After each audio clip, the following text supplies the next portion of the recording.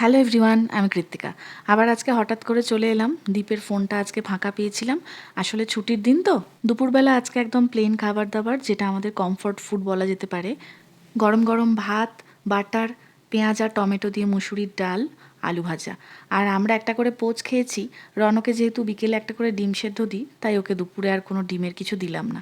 আর যখন ভাত সিদ্ধ করছিলাম তখন অল্প একটু গাজর দিয়ে দিয়েছিলাম রনর জন্য। ছুটির দিনে দুপুরবেলা খেতে বসে আমরা একটা করে মুভি দেখি। আজকেও শুরু করেছিলাম কিন্তু শেষ করতে পারিনি। রেডি হয়ে গেলাম একটা জায়গায় যাওয়ার জন্য। এই জামাটা গত বছর পুজোয় এক বুটিক থেকে কেনা। মাঝখানে অনেক দিন পরিনি। এখানে আসার আগে লন্ড্রিতে দিয়েছিলাম, তারপরেই প্রথম পরলাম। পকেটে হাত দিতে গিয়ে দেখি একটা পুরনো 10 টাকার নোট। আমরা আজকে যাচ্ছি কৃষ্ণাদির বাড়ি। বহুদিন আগে থেকেই আমাকে ইনভাইট করে রেখেছিল। মেসেঞ্জারে উনি আমাকে কন্ট্যাক্ট করেছিলেন। 20 বছর ধরে উনি সপরিবারে এই ক্যালগেরিতে রয়েছেন। ছুটির দিন কোনো তাড়াহুড়ো নেই, সময়ের একটু আগেই আমরা বেরিয়ে পড়েছিলাম। প্রথমেই আমরা 17th এভিনিউ ধরে খানিক হাঁটাহাঁটি করলাম। এই রাস্তাটা কিছুটা কলকাতার পার্ক স্ট্রিটের মতো। এই ছুটির দিনগুলোতে এই রাস্তাটা দিয়ে হাঁটতে দারুণ লাগে।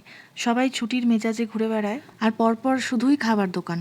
আমরা একটা করে কোল্ড কফি খেলাম আর রনর জন্য আইসক্রিম। ছবি বা ভিডিও করতে গেলেই রনও মুখটাকে ঠিক এইভাবে বেঁকায়। ছোটবেলাতেও স্থির হয়ে দাঁড়িয়ে ছবি তুলতো না। অনেক ঘোরাঘুরি করে আমরা একটা ক্যাব বুক করলাম। এখন যাচ্ছি সোজা কৃষ্ণাদির বাড়ি। কৃষ্ণাদির বাড়ি একটা অন্য প্রান্তে, মানে আমরা যেখানে থাকি সেখান থেকে প্রায় 19-20 কিলোমিটার দূরে। এখানে আসার পর থেকে 2-3 বার হয়তো এই ডাউন টাউন ছেড়ে অনেকটা দূরে গিয়েছিলাম ওই ইন্ডিয়ান সবজি বাজার করতে। তাছাড়া এই ডাউন টাউন থেকে খুব একটা দূরে কোথাও যাওয়া হয়নি। যা ঘোরাঘুরি সব এর মধ্যেই করেছি। এই রকম কোনো বাড়িতে আমরাই প্রথম এলাম।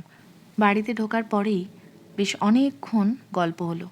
বাঙালি একসাথে হলে যা হয়। আর বাঙালিদের নামের সাথে তো আরেকটা জিনিস ভালোভাবেই যুক্ত, সেটা হলো খাওয়া দাওয়া।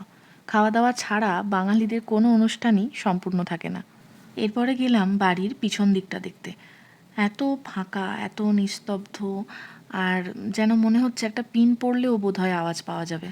কাল থেকেই টেম্পারেচার অনেকটাই ড্রপ করে গেছে। আজকে বেশ ভালোই ঠান্ডা হাওয়া দিচ্ছে। আর এই দিকটা তো একটু ফাঁকা ফাঁকা, এই দিকটা ওই জন্য ডাউন টাউনের থেকে একটু বেশিই ঠান্ডা।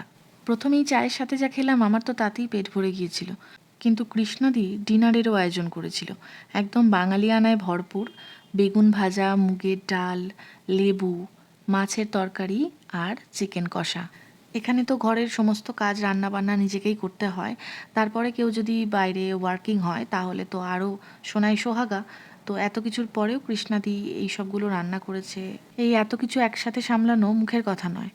যাই হোক, আজকের ব্লগটা এখানেই শেষ করলাম। তোমরা সবাই ভালো থেকো, সুস্থ থেকো, আর অবশ্যই দেখা হবে আমার পরের কোনো ব্লগে। Good night.